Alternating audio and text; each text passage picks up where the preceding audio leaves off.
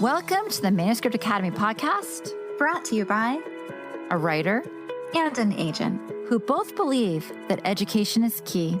The beauty is the people you meet along the way, and that community makes all the difference. Here at the Manuscript Academy, you can learn the skills, make the connections, and have access to experts, all from home. I'm Julie Kingsley. And I'm Jessica Sinsheimer. Put down your pens, pause your word counts, and enjoy. Hello! Hooray, friends! We are here with a very special event. We're so happy that you're here to join us. For those of you who haven't met us, hello. I'm Jessica Sinsheimer. I'm a literary agent with Context Literary Agency, co-founder of MSWL, Manuscript Wishlist, and its sister company, the Manuscript Academy, which is where you are now. As you know, we started in 2016 with the goal of bringing everything you'd find at an in-person conference right to your computer screen. And we like to call ourselves the happiest place in publishing. And we're so happy for what we get to do with you today. Julie, tell us about you. Guys, you know me, I'm Julie Kingsley. I'm a writer. I am also the co-founder of the Manuscript Academy, and I'm excited to be here with you today. So today we have a very special feature. We have a mystery editor here. She's at St. Martin's Macmillan. Please, everyone, welcome Christina Lopez. Christina, come on down and tell us about you. Hello, thank you for having me. I'm very excited to be here. My name is Christina. I'm currently based in Austin, Texas, and I'm an assistant editor at St. Martin's Press, an imprint of Macmillan.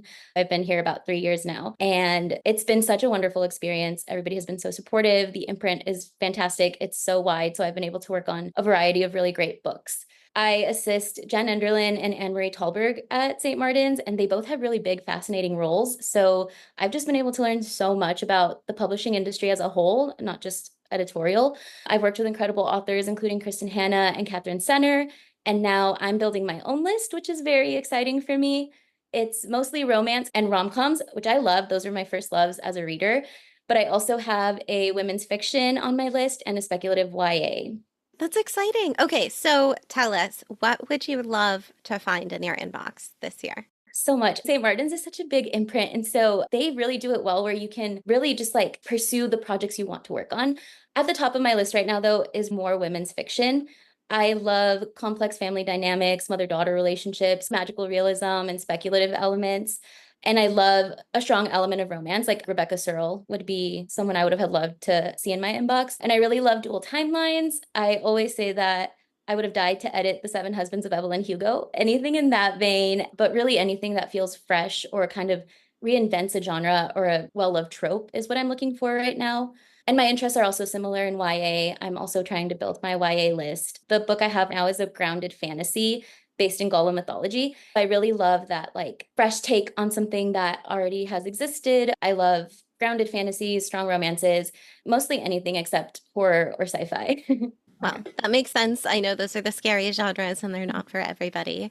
So why don't you tell us about the writer you chose? So just so everyone knows, we got hundreds of submissions of very brave, very kind writers. We really appreciate them, willing to turn their work into a learning tool, willing to have a conversation with our lovely editor, Christina, here. Yeah, why don't you tell us about the work you chose and what made it stand out to you?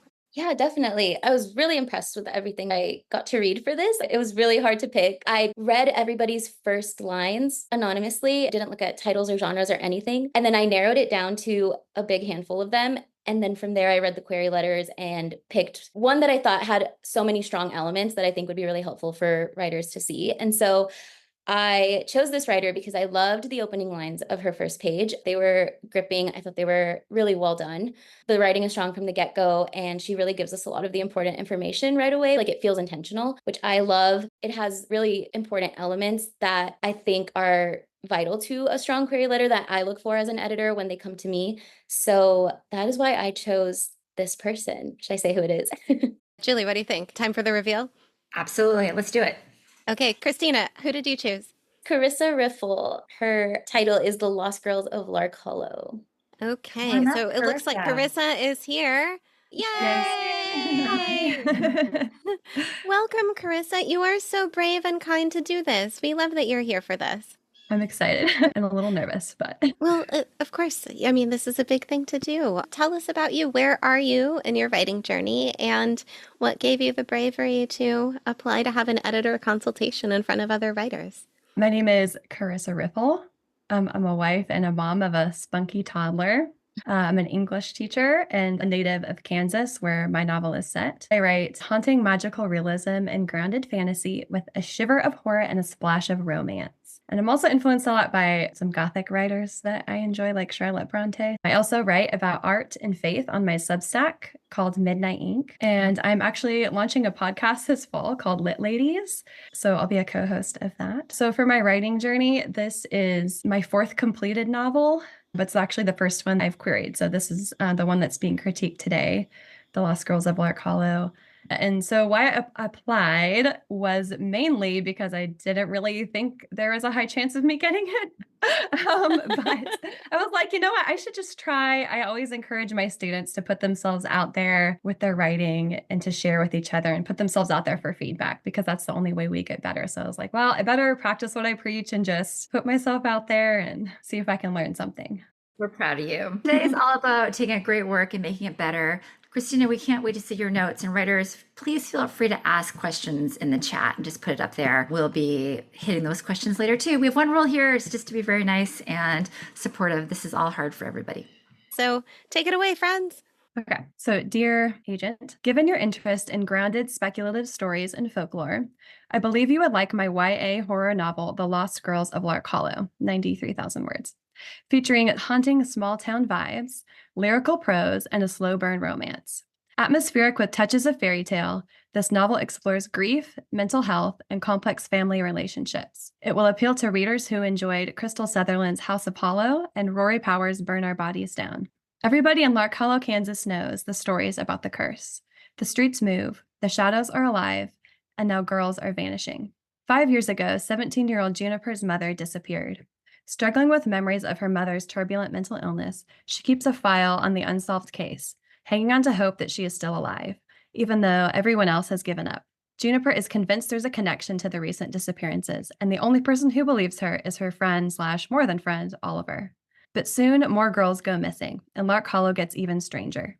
Something ravenous is waking beneath the land, or perhaps the land itself, and it seems like Oliver is somehow connected. Suddenly, stories are no longer just stories. Entwined in a mystery that reaches beyond the recent disappearances, Juniper must find the source of an ancient curse before it destroys her home and the missing girls stay lost forever. I am a Kansas native and an English teacher. My short fiction has appeared in All the Sense Literary Magazine, Havoc Magazine, and is forthcoming in an anthology. My nonfiction appears on my Substack, Midnight Ink, and is forthcoming on the Rabbit Room blog, Circe Press, and the Anselm Society. I was also a finalist for the Aurora contest from the Rail Makers Conference. Thanks for your consideration. I look forward to hearing from you. Yay, thank you. I am so excited to get to talk to you about your work and your query letter. I really loved it. Like I said, this is really strong. And a disclaimer, I am an editor, not an agent. So it would look a little bit differently once it came to me, because your agent would have worked on it with you and beefed it up a little bit. But for key elements that I look for as an editor, this really stood out. I think what my issue with querying is that I feel like I get positive feedback on the writing, but ultimately agents are saying like it's not for me or not a fit for my list. So I'm wondering if there's something like with the pitch that's not like clear enough, like maybe the stakes aren't clear enough, or just there's something that's not landing right. Okay, I think I know what you mean. Yeah. And it's really hard too, because there are so many agents and like same, there are so many editors. And so finding that perfect fit is what makes this such a tedious process. So I'll keep that in mind. I think we can definitely talk about that as we go through it. I really love how you started with something that connects to the agent you're reaching out to. One of the biggest parts of my job is to network with agents and make sure that they know what I'm looking for, but also those niches of where I would be a better fit for something than someone else. And so let's say I love stories based in folklore. That should signal to an agent, I might be a good fit for this. And so I love that you start with a very specific niche. I think you would like this because of this, this, and this. I also love that you include the word count. That's really important to us for logistics.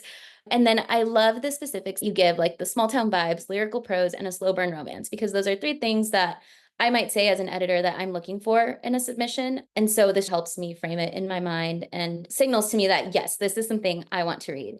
And then I also love in that first paragraph that you include comp titles. That's so, so helpful. That is something that not all query letters have, and I wish they did, because especially if it's a submission that moves fast on my end, I have to then go research comps. And that's sometimes really hard because I'm sometimes even still reading it, or like I just read it. And I don't usually expect sales comps at this time. It just really helps to have comps that will help frame it for me and help me tell my colleagues and my bosses, this is where it would sit on a shelf. Like, this is the gap it fills. And so comps are always so helpful. And I've seen people even get creative with comps lately and do like songs or movies or TV shows. And that's also really helpful. So the intro, like I said, I thought it had the key elements that I would want when it came into my inbox. And then moving into the description of the novel, I thought it was strong. I love that it was like succinct and had the key elements that I need as a reader.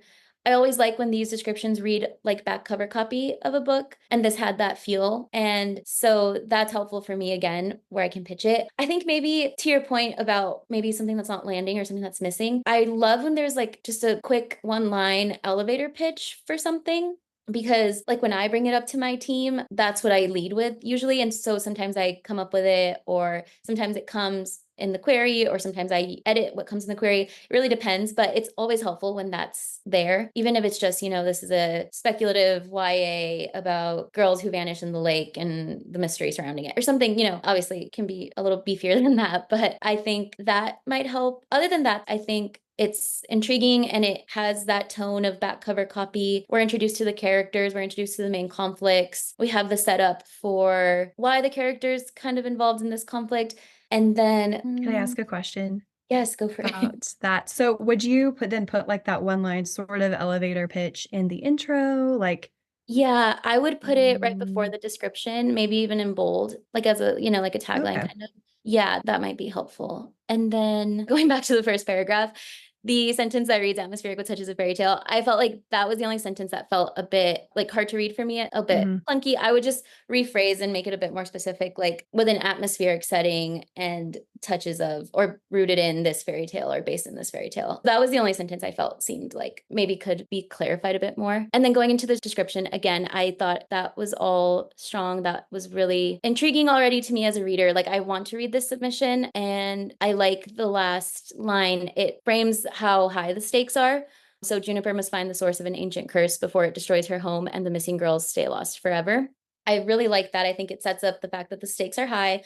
She's involved, but not just that, all these missing girls that you've just been introduced to are involved. And then we can kind of gauge that she might be involved in this mystery because of Oliver, who she's sort of involved with, but then also maybe her mom has something to do with it because she disappeared. So it leaves enough mystery to where you're not giving me the plot yet, but you're setting it up to where I can make inferences of what the plot might be and what kind of book this is. So I thought that was all really strong about the description. And then lastly, yeah, of course. Lastly, for the bio, when I have these coming to me, they're framed as like, Karissa Riffel is a Kansas native in it, blah, blah. But that's because your agent will be the one sending it to me, not you. And so this totally makes sense for this. Things that are important for us as editors to be included are if you have any socials and how many followers you would have. That's not make or break it, but it's just helpful for us to know and start thinking about marketing and how we would be able to push this book. That's helpful. Even if you just have like a newsletter or an email list, or like you said, you were starting a podcast, stats on like how many listeners you have or how many subscribers you have. That's all really helpful to us when it comes into the publisher. And then I love that you list like your connection to the novel a bit, like you are a Kansas native. This book is set in Kansas. I always love when there's something in there about why you wrote this book. So whether it's like you've always loved this type of story, or sometimes like books are set in another country and it's because the author studied abroad there and fell in love with it and continued to research it. So anything that ties you as the author to this book and why you wrote this book is also helpful for me, because I want the author to be connected with their work, and authors always are, but it's just laying that out for me as someone who doesn't know that. So that I think you could add in there. But other than that, including all your accomplishments was really great, really helpful, and including your reach and the places where your writing is published is also really helpful. Do you have any questions on any of that? Does the description seem like it matches the genre, I guess? Yeah, I think so. I can't remember what the genre on the forum was, but this definitely is reading to me like a thriller or like a suspense. And so that's what I would get from it. Oh, it says horror in the first sentence. So I guess Okay. laying out where that, like laying out exactly where that fits. And then that can also be included in your little elevator pitch sentence as well. That's a good point, though. Being specific with the exact genre of where this might fit on bookshelves is really helpful as well for an agent or an editor. And also pointing out how your book contributes to the market and what gap it fills. And it doesn't have to be huge. It doesn't have to be like, there's never been a story told like this before, because art is inspired by other art. And so things work because they work and readers love them. And so there are going to be the main elements that are consistent within a genre, and that is totally fine. That's what we need. But at the same time, you can point out what is specific about your work. Why would readers connect with it? What gap does it fill? Where would it sit on bookshelves? Things like that to think about that maybe might help the agent get a better sense of this book exactly and why they would want to sell it right to a publisher. That's really helpful. Thank you. Yeah, of course. What's really hard for me in this industry is that books are so personal and intimate, and your writing is so personal to the person who wrote it. But then we as editors have to think of it as a business as well. So while I see the work and the passion, like I also have to think of how am I going to convince my managers that we can sell this in stores. And so you always want to try to bridge that gap. And that's not all on you either. Like the more information you can provide as a writer is helpful, of course. And then your agent will help you with that even more. And then once it gets to me as an editor, I'll get an even fuller picture. And then if we do decide to buy it, like then I add my own, insight on where I think this would fit and how we could sell it and my own comp titles and things like that. And so it's just like a process of how we're going to sell this book, because ultimately a huge part of it is selling the book and being that publishing is a business. So yeah, those are the main things to think about with the query letter. Thank you. Okay, should we move on to the first page? Sounds good. Everybody in Lark Hollow knows not to walk in the woods at dusk. They say there's something there that calls to you when the sun goes down and the darkness grows thick, seeping between the trees like molasses. Children stand on the edge of the woods, calling out dares to one another until they see something flit in the shadows. Then they fall silent and one by one slink away to the safety of their beds. Chapter 1. Sometimes I wonder if the shadows are consuming us. If it's only a matter of time before every girl in Lark Hollow gets swallowed up by a nameless terror living in the dark. Another girl is missing, and I'm not even sure I'm surprised. By the time I got to school today, Caitlin had already been missing for 12 hours. The thought keeps looping through my mind on repeat, like some twisted mantra. All the way through my morning classes, I can barely focus on the notes I usually take so meticulously. What was the last thing I said to her? Something meaningless, probably, like, you dropped your pencil. Today at lunch, the cafeteria has a mournful air to it. The occasional bursts of laughter and talking too bright against the reverent hush. My hometown isn't big enough to have a high school, so we go to Newman High in the next town over, bust in like inmates transferring from one prison to another. Did you hear? My friend Rebecca plops onto the wooden booth across from me and slides her tray across the table, her curtain of red hair falling in her face. Yeah. I glance over at Caitlin's usual table. Her friends are hunched over their phones. A few of them sit with their arms around one another, their expressions pinched with worry. How long has it been since they've last heard from her? I think someone said they got a text at 8 last night, I said. Her parents said she still hasn't been home. Rebecca fumbles with the wrapper on her sandwich. I really hope it isn't happening again. Hey, okay. I love this page. I thought this first line of the chapter was so good. Like that one instantly hooked me as a reader. And I was like, yes, I need to keep reading. I love, like, sometimes I wonder if the shadows are consuming us. Like, who is us? But it already sets up that the narrator is involved. Like she is in this conflict. And then we get some clarity. We get the setting. And then we get the conflict right away. Like we get the problem. We know the stakes right away. It's a great first sentence. I think you would have a reader hooked right there. And that's really hard to do. And especially in a way that doesn't feel like I'm just giving you the information. Like it feels very intentional and it feels like artistic at the same time. And so I think that line is fantastic. Going back to this, it's hard to tell with the formatting, but you know how right after the chapter number, there's sometimes text in italics that's like lore or, a quote or an expert or context for the chapter. I think it could work as that really well. But if this was the first line that a reader would like look at under chapter 1, I think that would be fantastic. But both, again, I think are really strong. I love how this has like a little like spooky story vibe, like a little like lore. So I think that was also strong. So yes, first sentence, fantastic. The writing here is already so strong. There are some really beautiful sentences, like this one, the occasional burst of laughter and talking too bright against the reverent hush. Like that is such a strong image. Like I see how these sounds are too bright, and the contrast of those two sentences like really frames it in my mind. And I just thought that was a fantastic sentence. Like I read it and I was like, how did she think of that? That was great. I also think the rhetorical question here works so well. Like, what was the last thing I said to her? It's simple, but it also implies that she's already thinking the worst. Like, our narrator here is already thinking, like, that's the last thing I said to her. We're thinking as a reader, that might be the last thing ever. Like, it just helps really set up the stakes here and adds to the gravity of the situation that she's already thinking, like, how would she have remembered me? Like all these things that are just implied by this one question. So I really like that. And then another moment that I loved was the Buston like inmates, because one, it's a great simile, but at the same time, it shows how the Lark Hollow people are different from the other people at the high school. And so we already kind of get a sense of like, there's probably something there with this group of people versus this group of people, or something specific to Lark Hollow. And then the image it sets up is also sort of gloomy and gray. And that's kind of the tone that this first page sets up. So it all contributes to that feeling, and sort of feelings of like tension and being trapped or being confused, like that all comes with that image. So I loved that as well. I'm intrigued as a reader. You've set up the conflict for me. You've set the tone. It's gray, it's tense, it's suspenseful. You've set up the setting already. We're in a high school, we're in a small town. And then you've set up the main characters, or at least who I assume are going to be important characters at least. And we've already set up the stakes. So the stakes are high because we already know girls in general go missing. One girl is missing. This is happening now. And then also we know that our narrator is implicated in all of this because she is also a girl from Lark Hollow. And so there's something there already for the reader to latch onto.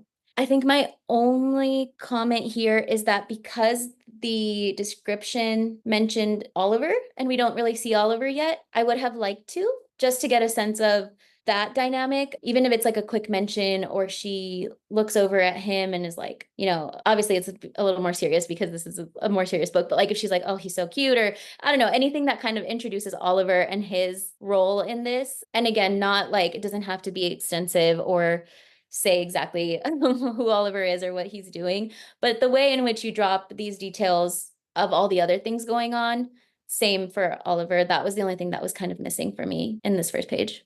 Okay. Yeah. He shows up a few pages later in chapter 1. Yeah, I figured. Yeah. But since this, and I think that also could work. But since I just had this, but also as a reader, like I would have definitely kept going and probably gotten there really quickly. So you just kind of, I guess, have to like gauge where you think the reader would need that information. Yeah. Well, this page has been through a lot of versions and edits. So when I first wrote it, I got some good feedback about adding interiority. And I realized that it was something I did throughout my whole novel, but I guess maybe when I started at the beginning, I didn't know the character as well and like how she would think. Yeah. So I had completely left out her thoughts. What would she be thinking and feeling about this whole situation? And so when I added that back in, that's like where I got that new first line for chapter 1. And it really helped a lot. So that's not really a question, but No, that's so it's been through a lot. Yeah, I think one of the main problems I see sometimes with submissions when they come in is that the first page reads like, let me give you all the information that you need, because you as a writer are also kind of figuring it out. And like you said, you don't know the characters well yet. And so there's not a lot of getting to know the characters, but I really do look for a strong voice, and I really need to care about the characters if I'm going to keep reading. So that's important to me from the get-go. And this had that, like that first line just really hooked me. And then I also really liked the part where she's like, I'm not even sure I'm surprised. Like you are seeing her thoughts, her feelings. Mm-hmm. It's conflicting. Like she's, obviously upset about it, but also this has been happening and she's scared. And so there's so much there on the page that you as a reader get to know the speaker right away. So that's really great and important to keep in mind. And then I also love how it like drops into the action. Like there's a scene that is happening and we are being dropped in as a reader, because another, I guess, habit that some writers have, or that I see a lot in submissions that I get, is to do just the main character like walking around and thinking so that we can get set up for the book.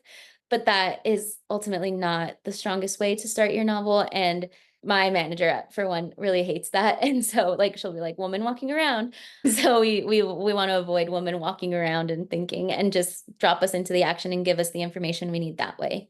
And whether it's through a conversation or through a big, something that happens, or any way that you can do that creatively is so strong. It didn't bother you that for basically a whole paragraph there, we really don't know, there's like no grounding of this scene. Was that okay? Yeah, to me that worked, because although we do get some of her interiority first, that's what hooked me. But then we get instantly like, we're at school, we're surrounded by friends, and we're talking. And so I think it felt grounded to me. Yeah, that's really helpful. Like having the interiority, but not pair it with just like someone walking around, like having them actually be doing something that's important to the plot. Yes, exactly. Because I can That's good. definitely Yeah. see maybe like an iteration of this where she's on the bus to school and has just heard about this, or she's walking to school and thinking what's going to happen at school, which can definitely be a way to start this, but it's less gripping than dropping us in a scene where she's actively talking about it with her friends and seeing the effects of this in real time on the missing girl's friends, on the atmosphere of the school, and so on. Great. That's so helpful. Yeah, no, Yeah. like I said, I thought this was really strong. I think it has a lot of elements that will be helpful to the writers watching and listening when they're working on their own. So really, really great job. I'm really excited that I was able to talk to you about this. Thank you so much. Well, I am so happy for you, Karissa. You've done fantastic here. There's so much going on in the chat to support you. We've got congrats to this writer. Love that line, darkness seeping in through like molasses. The writing is good. Great word choice. Love the inmate prison simile. Lots and lots of support here from your fellow writers. We are cheering you on. Let's see. We've got a few quick questions here. Okay. To an editor, what do speculative and intentional mean? Ooh, that is a great question. When I think speculative, I think elements of magic or things that aren't, normal happening that help the plot move in a way that wouldn't have happened otherwise. And I know there are like darker speculative versus like Rebecca Searle speculative. And so it's really finding where your type of speculative fits. But yeah, when I think speculative, I think just sort of like imaginary elements or magic or something in that vein. And then when I say intentional, I mean, it's done so purposefully for the reader to gain information, but also done so artistically or in a, well-written way. Because she could have just said like, everybody looks nervous today and is sad that Chris is missing. But instead she gave us these beautiful descriptions of like the tension in the air and the, that sentence about the noise being too bright for the atmosphere. And so that is what I mean by intentional. When I'm editing, I always like to see that each sentence brings something new to the reader, and it doesn't have to be a huge piece of information, but each sentence has to feel intentional, necessary, and important to the reader. That makes sense. You all are asking great questions here. As you know, we have a real live Big Five editor here and Karissa here as well. So you can ask how she got to this amazing place if you want to. Karissa, you're inspiring folks out there now who want their queries and pages to look like this. Okay, go ahead, Julie. Well, Chris, I'm just wondering, like, how are you feeling now? So we've just gone through all this. Did you have any like magic moments in the conversation, or was it helpful in the querying process? Tell me how you're doing.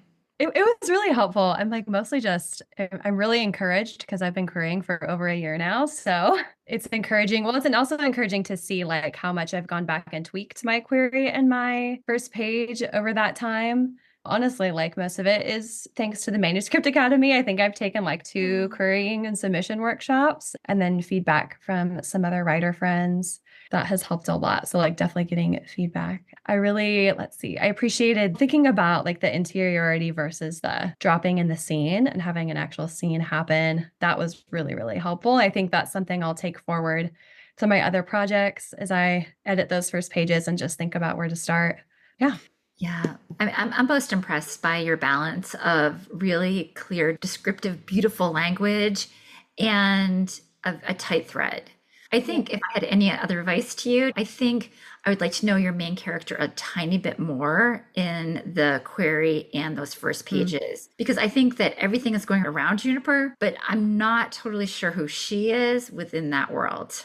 Jessica's I thinking. agree. That's interesting. That is the other side of the coin that I was thinking of, which is we have this beautiful setting, this really interesting conflict where people are disappearing. But what I was thinking is the other side of that, which is now character has to blank, blank, and blank, which is the active part of what the character is going to do. And usually you're using your character, they usually have something about them that makes this like the perfect challenge for them. Right? Mhm. You know, like they're socially awkward and now they have to get in front of, 500,000 people to save the world, something like that. So, Yeah. yeah, that's interesting. I think the obvious place on that first page is where you have Caitlin's table and Juniper's table. Like you can have something there that shows the social strata of where she's at within this school. I think that's just something it could be done in 4 or 5 words. Just really easy, something to give us like, who is this kid? Why do we go on this journey with them? And what like fairy dust can you put over her that we're like, that's the one, that's the unique character, and we're going to go on this journey with them. I see what you mean. Yeah, because especially in high school, it's like which table? And why does every high school have the same tables? So awful. We all can relate to that. I mean, no matter what, like that's something that really hasn't changed throughout time, right? Well, yeah, the good That's a news great for you point. is that because everyone knows those archetypes, it will just take a few words on your part. Right. And I always say, how would I cast her? I don't know. Like Yeah, I Caitlin and can't the other even- band kids. Yeah. They're band kids. Like, yeah, Caitlin and the other band kids, or I Okay. think that's what she I love yeah. that Caitlin's a band kid. Yeah. Like, oh my gosh. She played the flute. Band kids are the best. They have the best parties. They get into so much trouble and you No, never the expect marching it. bands. Oh, they're naughty. Yeah. And they're so smart too that they don't get caught. Like it's a perfect system. That's so funny. Christina, you were going to say something earlier about character, maybe? I agree. That's such a great point. I wasn't vocalizing that, but I think that's what I was trying to get at with the elevator pitch and like how is Oliver involved? I think that's what I was missing. Like Juniper's role in this, like how is she active in this? And I mentioned like we kind of can imply that maybe she's involved because of her mom or because of Oliver, but really clarifying that for the reader actually makes so much sense. Like that's a really great point. In both the query and the first page Yeah. is what Yeah. you're kind of saying, feedback for both. Oh, a little bit.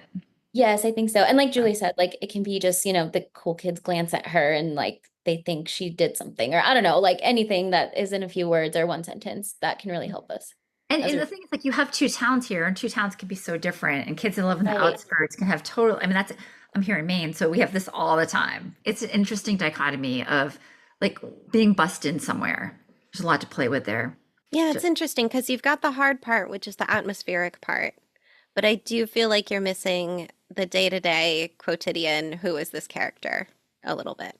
And you don't need to add that much to make it happen. But I bet if I had to wager a guess, I would bet that is why you're getting rejected or not getting the responses you want. It's because they're like, okay, cool town, cool conflict. Who's the person? That's a Okay. great point.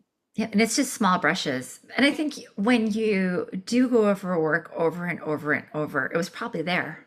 And you Well, probably, and you know her. Mhm. yeah, like, Yeah. or you didn't know her well enough, and now you do. So just give us those tiny brushes. Mhm. I mean, I know you can Great, do it with yeah. your economy of language. It's just, it's so obvious that you've got this if you just add like just those tiny little things. Thank you. Yeah, that's really helpful. I'm picturing it because Julie said brushes, the way that painters add just little highlights of where the light really hits. Yeah. Yeah, like that amount That's what I was of picturing this too. character is like this. Yeah.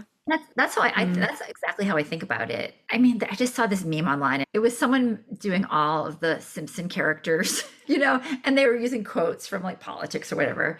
And it was like as soon as those characters talk, you know exactly which. You don't have to look at it. You could your eyes could be closed, and those characters are so incredibly nuanced.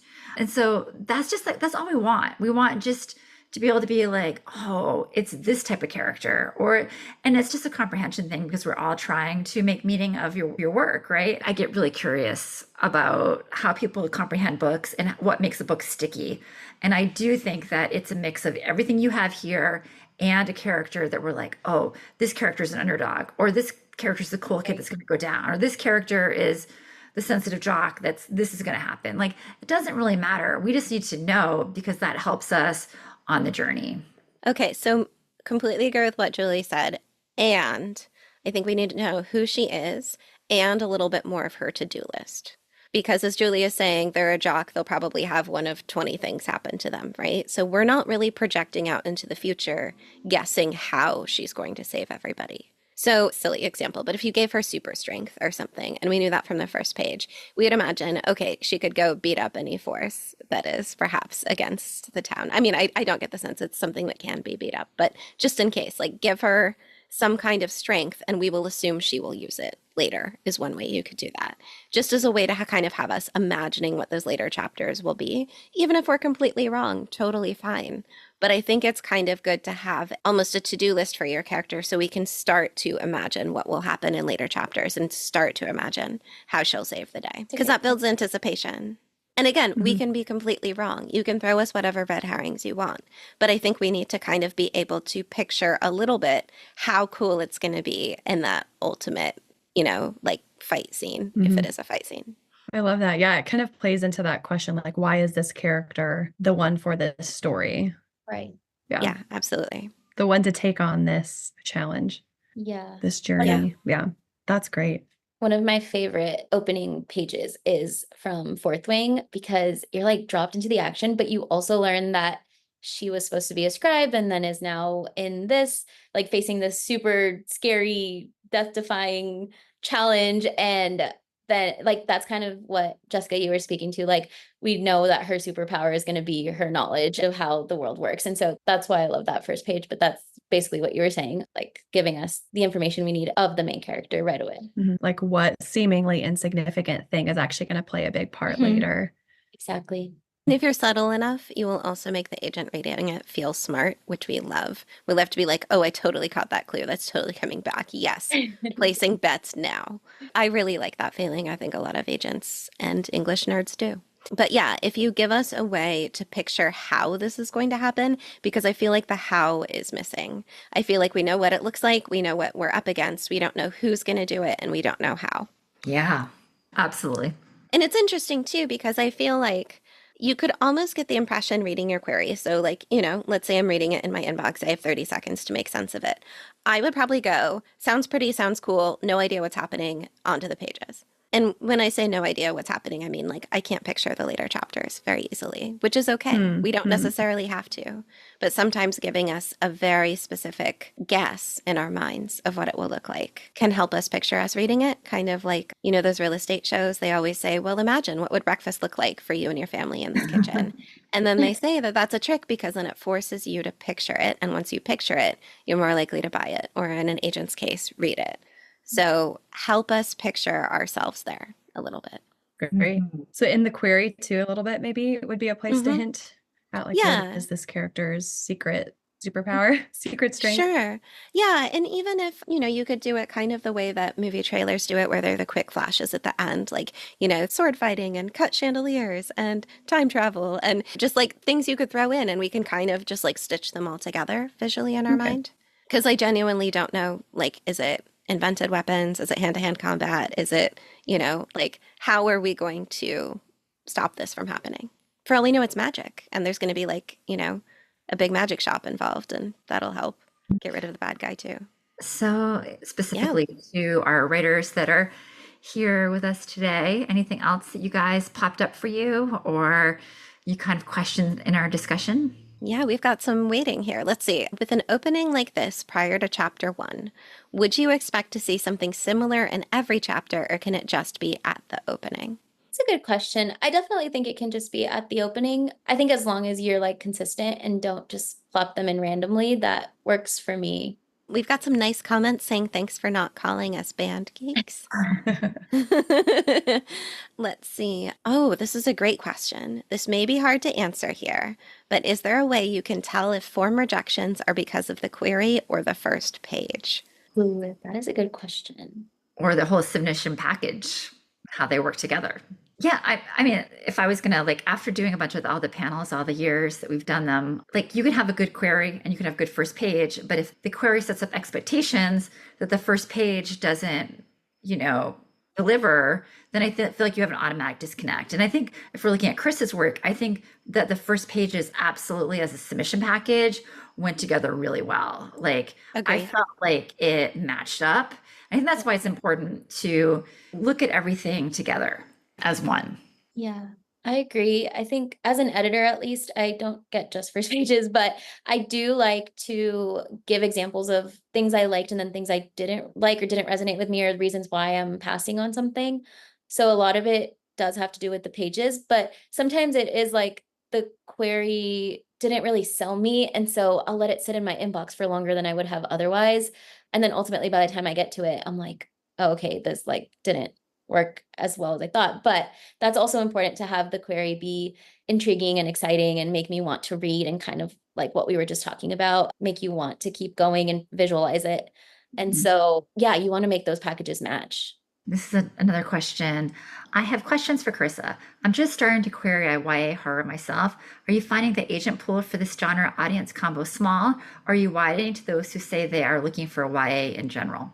I found a lot. I don't think it's a small pool because I think it's becoming more popular. Even like, honestly, originally I did not query this as horror. I think I said like fantasy or like magical realism because while it is like really, really creepy, I didn't consider it like the type of horror that I was thinking of as horror, but I got some feedback to switch it to horror and I started getting more responses. And I think a lot of agents, you just have to look and see if they're looking for.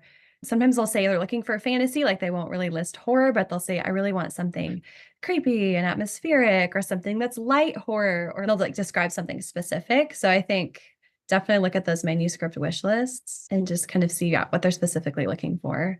I think that's so true. You can absolutely look at the adjectives they use, see if they're open to dark stuff. And frankly, like, let's say you find someone who is looking for fantasy and then they also like thrillers. They're probably going to be okay taking horror as well. Go ahead and try. And yeah, agree. It's not a small pool. A lot of people are looking in this area. Okay, I know it's completely personal preference for the agent or editor, but is there a general preference for starting with the comps and themes, like in this query letter, or to jump straight into the story summary and give the comps and themes with the other metadata and author bio in the last paragraph? I guess it is personal preference, but for me, definitely the way this query letter started with the comps and themes and an introduction. I have my work email on my phone throughout the day, and I'll see submissions come in, and the first line will be like, Caitlin was a witch in this, and I'm like, I don't want to read this now, and so I'll skip. But if it comes in and is like, I'm excited to share my YA fantasy with you about blah, blah, I'm like, wait, okay, I want to read this. So I don't know if it's just a personal preference thing, but that's how my brain works, and that's what I prefer. I don't think it's technically a rule, but I do think that if you had everyone vote, at least 2/3 would want it at the top. Okay. I would say the only reason I can think of to put it lower is if you don't like your comps, felt like you had to use comps, and you're just kind of burying the lead a little bit on purpose, which you can. But even just that line, like describing what the book is, like that will help me want to read the rest of it much more. And just because you can't find comps doesn't mean you have to do that. I mean, I Yeah. take on work all the time where they just didn't have any, and I'm like, you know what? I get it from the letter. It's fine. Ooh, let's see. Former band member, flute player. Hey, me too, TJ. If a story has elements of a genre, elements of mystery, but is not solidly in that genre, is that worth noting? Or does it make the writer seem like she doesn't know what she's doing? That's a good question. I definitely don't think it makes the writer seem like they don't know what they're doing. We are actually really seeing a lot of cross-genre things working for us right now. Like we have a mystery / rom-com crossover coming up on our list. Oh, fun. And yeah, so I think noting those is a plus, at least in my experience, because the crossovers are kind of hitting with readers right now in ways that are exciting. I think it depends on the story. I don't think it's going to look incorrect if you do it. I think elements of mystery often isn't necessary if you talk about what the mystery is in the query. But if you want to say something like strong romantic element, if that's true, you absolutely can. It's just what is your book majoring in? What are they minoring in? It's okay. I think it's a case-by-case basis. And I've actually had good luck for works between genres, sending it out as genre A to editors who like genre A and as genre B to editors who like genre B. And that's been working out fine too. Do the comp titles need to have a lot of sales? How many minimum? Oh, is there a number, Christina? Oh, no, not really. I think, especially when I'm getting comps from an agent, I don't really need sales comps at that point. They're helpful, of course, but that's not really what we're looking at. We're more looking at like where on the shelves will it sit. And obviously we want it to be a book that has like legs a bit. I mean, if your book feels like Twilight and you want to say that it feels like it, but not necessarily give it as a comp, that's okay too. You don't want to like overreach and say this is the next Twilight or the next Star Wars or the next, Harry Potter, but definitely keeping it within the range of the book that you see yourself publishing is important. But I wouldn't say there's like a minimum or a specific number that we look for. Yeah. Popular, but not runaway bestseller. Everyone in your neighborhood knows about it. I know comps are tough. Okay, Yeah. well, we are just about out of time. Karissa, why don't you tell us and the writers out there some things that you have learned throughout this process that you think might be useful to them? My whole querying process? Definitely, I would say do it in batches.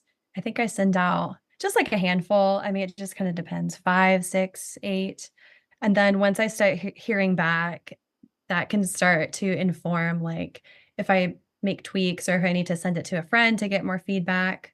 And then once I have most of the replies back, then I send out another batch, which sounds very long and frustrating, but I think it is good because I think you don't want to send out to like 60 people and then find out that you should have tweaked this thing in your first page and now all these people have your pages. So just kind of like embrace the process, that it can be a learning process too. And then get yourself excited about writing something new and fun to like fill your time and remind yourself why you're passionate about this and why you do it in the first place. Yeah, you need that. It's hard. It's hard for everybody. And I think it's going to be especially good for people out there to see that, like, even if you have a great query and a great page that, is chosen out of hundreds, it's still going to be difficult in most cases. And it's not that you're doing anything wrong if it's difficult. It's hard for everybody. There's so much work out there. But yeah, this is, I think, a really helpful learning tool. Thank you so much. Oh, and we have a nice comment here. Even though I write picture books, your query was awesome, from Rhonda K. Thanks, Rhonda K. Oh, thank you. And Christina, what do you wish the writers of the world out there knew? That's such a great question. I think, like Karissa was saying, so much about it is about passion and just love for what you're doing. And that really comes through to me, at least as a reader and as an editor. When I get something in, I'm like, oh, this person loves this. And I then will also love it. That's a big part of it. But I also understand it is such a grueling process. It is long and it can be disappointing a lot of the times, but you really just have to like stick with it and believe in your work and yourself. And it all sounds so cheesy, but it is so true. And I think just the fact of like it being a passion industry, but there is going to be someone out there that loves your work. There are going to be readers out there that want to read it. And so just keep pushing for that and advocating for yourself and what you wrote. Yay. Okay. Lots of nice words here. Terrific work. Great feedback. Well, such an interesting session. Helpful to see an editor's take. Best of luck. Karissa, I hope you will keep us updated and let us know how everything goes. Let's just say that one of the agents and editors who apparently listen to our podcast are listening and want to get in touch with you. How can they get in touch with you? I'm on Instagram at karissariffel.books, and that's Riffel. And I'm on Twitter at Riffel Karissa. And your mostly DMs on are Instagram. open. Yes. Fantastic. Okay, agents and editors, go DM Karissa. This is great. And Christina, tell us about what you are doing with us and how writers can find you with us too. So I just started with Manuscript Academy and I'm very excited. So come meet with me and talk to me about your pages. Yeah, and thank you so much for doing this. It's so funny because I know even though our writers are so well researched, they've done so much work, I do find that there's a certain comfort that happens when we get to hear an editor's voice. Yeah, so thank you for showing us another good positive example of like editors are here to support you. And anyone who wants to meet with Christina, manuscriptacademy.com/faculty-members/Christina-Lopez. We'll put that in the show notes. Julie, what else am I missing? I always forget something. No, just that, like this is a great example how you have so much great work and maybe those tiny pivots can make that difference. And so we're hoping for all of you that that's the situation, right? That you just keep learning, keep striving, find your people in this world. And, Karissa, I'm feeling good about your future. I'm so excited. Me for too. you. Just those little tiny highlights, like with the paintbrush, can make all the difference. Well, keep us updated. We hope we will have a session with you and your new agent sometime soon so everyone can meet you and be happy for you and all of those good things. All right, Christina, Karissa, thank you so much. This was great. We appreciate you. And yeah, keep us updated. Good luck. Thanks so much for your feedback, Christina. That was amazing. Thank you. Of course, yeah, thank you for volunteering. This is such a scary thing, I'm sure, but you did fantastic. We are so glad that you joined us. And as always, we appreciate your feedback. Just head on over to the iTunes store and let us know what you think. It not only helps us make this podcast be the best it can be, but it also affects our ratings within the iTunes platform. We'd love to hear from you. If you're feeling brave and want to submit your page for our First Pages podcast, you can send it to academy@manuscriptwishlist.com with First Pages podcast in the subject line.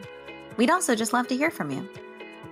And if you'd like to learn more about the Manuscript Academy and everything we have to offer, just jump on over to manuscriptacademy.com.